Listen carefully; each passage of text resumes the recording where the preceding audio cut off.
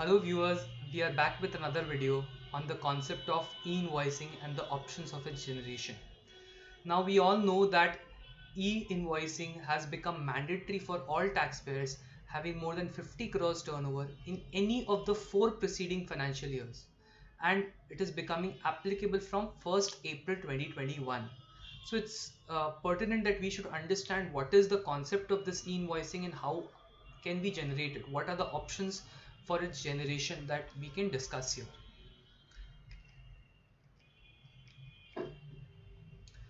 First of all, e-invoicing does not mean generating invoice from the government portal. The invoice will still be generated from your own software. Only difference is that the software fields would be standardized in such a way that particular software can be uh, used to generate a file which can be read by any other software. So basically that format is standardized, and the fields which are mandatory for the invoicing would be kept in a file separately, which can be used for reading by the government portal so that they can know what are the fields which have been uploaded in each invoice, right? So your software needs to be aligned, and the data should be accessed in such a way in your software that it should be in continuation or in consonance with what the government portal wants, right? Users are required to generate the invoice in the same format. Ideally, your software should have an option of generating an IRN. Once you select on that IRN, you would be able to see the e-invoice in your own software itself, right? The main reason why this has been done is to curb fake invoicing, people preparing backdated invoices and making changes to the invoices as and when they want. So this is the reason why the government has primarily introduced e-invoicing. A lot of people who are doing this fake invoicing would be very afraid of the situation that tomorrow when the e-invoices are required to be generated and uploaded in the government portal, they would not be able to make any changes to the invoices on a backdate, or even upload invoices on a backdate or prepare invoices on a backdate, right? Now, what is the mechanism of generating e-invoice from a user's perspective? From a user's perspective, it's very simple that you give an IRN request from your software. Thereafter, the IRN acknowledgement number, date, signed QR code and signed invoice would be coming back to you, right? This would be then considered as a valid e-invoice, which should be given to the recipient who can take the input tax credit. Now, as I said, these are the contents which would be coming to your e-invoice. First is the IRN. Second is the acknowledgement number and date. So acknowledgement number and date basically means the time and the acknowledgement number when the invoice has been generated. This will help a user find out whether it has been digitally signed or not, right? So the invoice containing acknowledgement number and date would be considered as digitally signed. Now, signed QR code and signed invoice. So signed QR code again helps in identifying that these are the valid fields which are there in the invoice. These are the fields which we are discussing about: GSTN of supplier, recipient, invoice number, date of generation of invoice, invoice value, number of line items, HSN code and unique IRN. All these are relevant fields for which are contained in the e-invoice and which can be considered as uh, to be a field which can be, all these fields can be obtained by simply scanning the QR code in your QR scanner, and based on this one can find out what are the fields which are there in the e-invoice. Now with regard to cancellation of e-invoice, it can either be cancelled within 24 hours, thereafter it cannot be cancelled at all. So either you cancel it within 24 hours or you cannot cancel it again. Thereafter the only option is to issue a credit note or a debit note. Please remember, if you have already generated an e-waybill based on that IRN cannot be cancelled, right? Also, if one IRN is generated, then for the same invoice number you cannot generate another IRN. For the same invoice you cannot have two IRNs, so it will be uploaded only once, it cannot be a duplicate value. Features of e-invoicing. First of all, once e-invoicing becomes applicable, in that case there is no requirement of physical invoices. Also, your own digital signature or signature would not be required. This e-invoice is a sufficient document for the recipient to take input tax credit, right? Also, the information as to what is provided by you as an assessee for a e-invoice under e-invoicing will be available on a real-time basis to the department. So department is now able to track whatever data that you have uploaded, whatever invoices you have generated, right?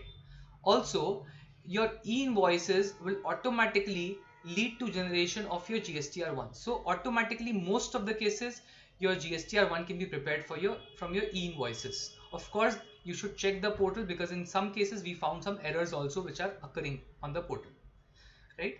E-waybill can pull data from e-invoices. So most of the cases, what is the situation is that people are generating e-invoices and e-waybill together wherever goods movement are involved, right? So if you want, you can generate e-invoice. Thereafter, later on also you can generate e-waybill. That is up to you, right? Now, a lot of entities right now are asking for both signed invoices and e-invoices. Please remember, once your e-invoices are given, there is no requirement of giving another signed invoice to the party. Of course, if you are not maintaining all the fields in the e-invoice as a separate format, then signed invoices may be asked for. But ideally, your e-invoice is sufficient uh, for the purpose of recipient for taking input tax credit. It's a sufficient document. IRP is not required to store data as it only is a pass-through portal. Please remember, whatever data you are uploading in the on the government portal is not stored there. It is merely there for 24 hours. Thereafter, it is deleted. Thereafter, based on the IRP, they can retrieve that information back. So in your IRP, it's such a complicated uh, field basically that has been created, but that field contains all the information, right? Now, which documents are covered under e-invoicing? The documents which are covered are for B2B invoices and export invoices both, debit notes and credit notes. So all these documents are required to be generated through e-invoicing, right? So even exports, even though recipient is not registered, would be covered here. What are the documents which are not covered under e-invoicing? B2C invoices. In case of B2C invoices, QR code has become mandatory. This should be 1st April 2021. It has become mandatory from 1st April 2021 for more than 500 crores. QR code would be only mandatory, right? Bill of supply, it is not required. E-invoice. Invoices from unregistered persons under reverse charge is also not required, which we call as self-invoices to be generated under e-invoicing. Now, after e-invoicing has become mandatory, there have been a lot of reconciliation requirements now. Ideally, you should have a reconciliation between your e-invoice and e-waybill.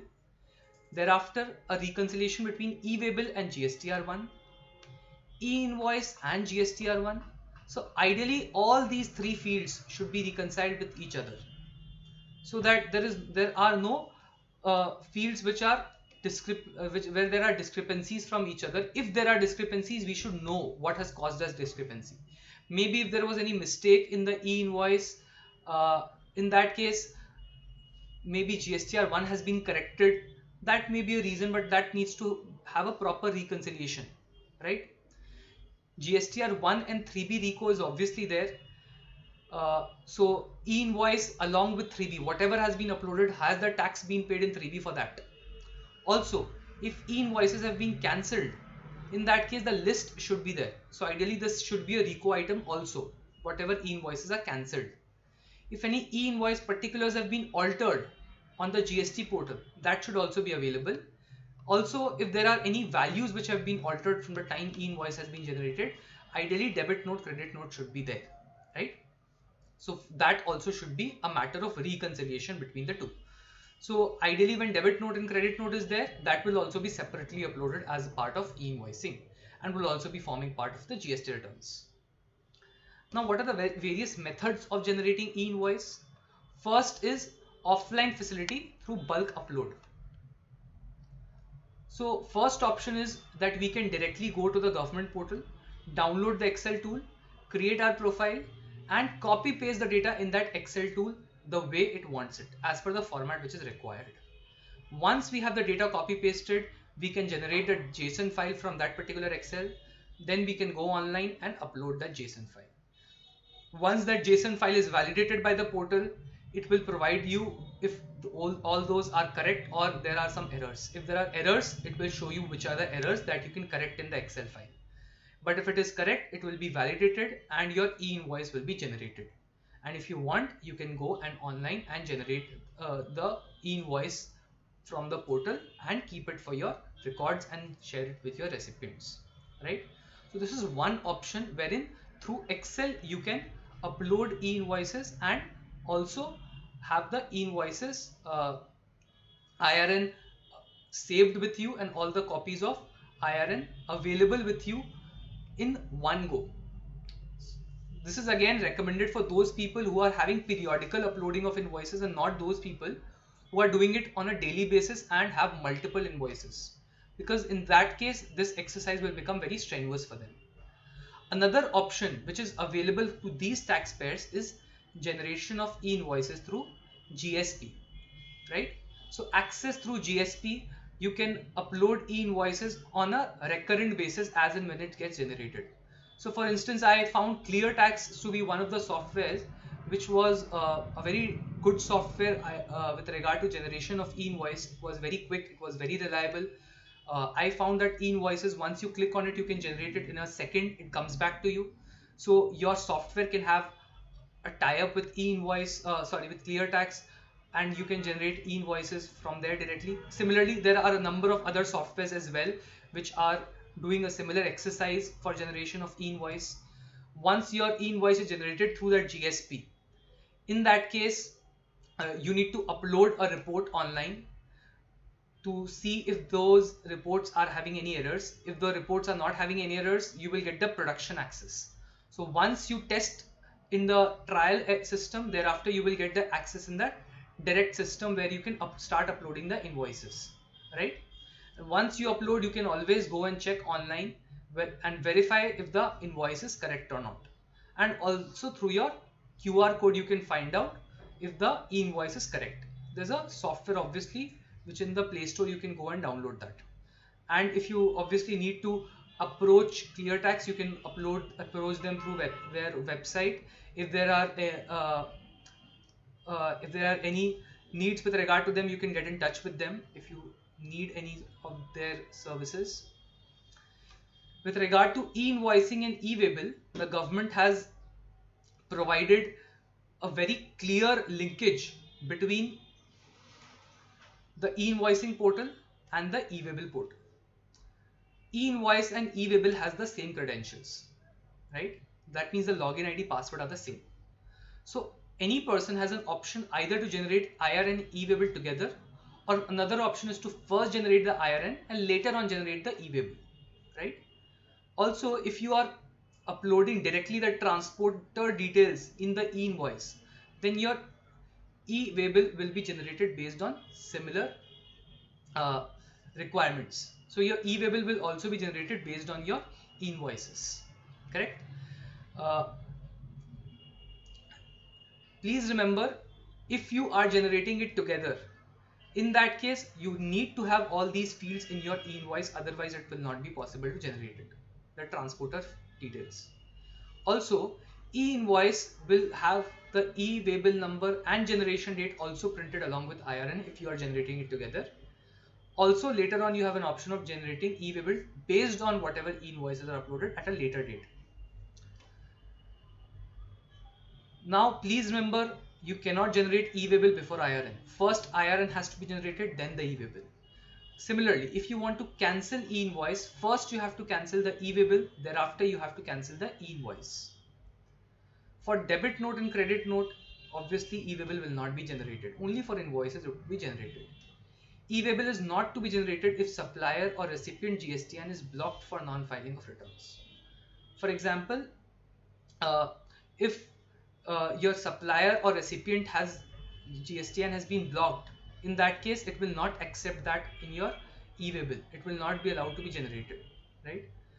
Bill to will be relevant for invoice and ship to for e-waybill. So whatever you are writing in your bill to, that will be the party who will be considered as the recipient, based on which CGST, SGST, IGST will be decided based on place of supply. Ship to will be relevant for generating e-waybill and calculating the distance, right? Inter and intra-state supply is to be based on the state code of invoice and e-waybill, right?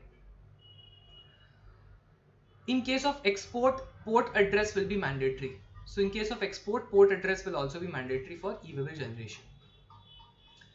With this, I would like to thank each one of you for giving me a very patient hearing.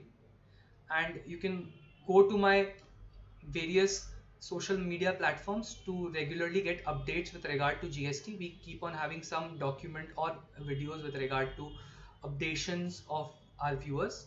Thank you so much for giving us this opportunity.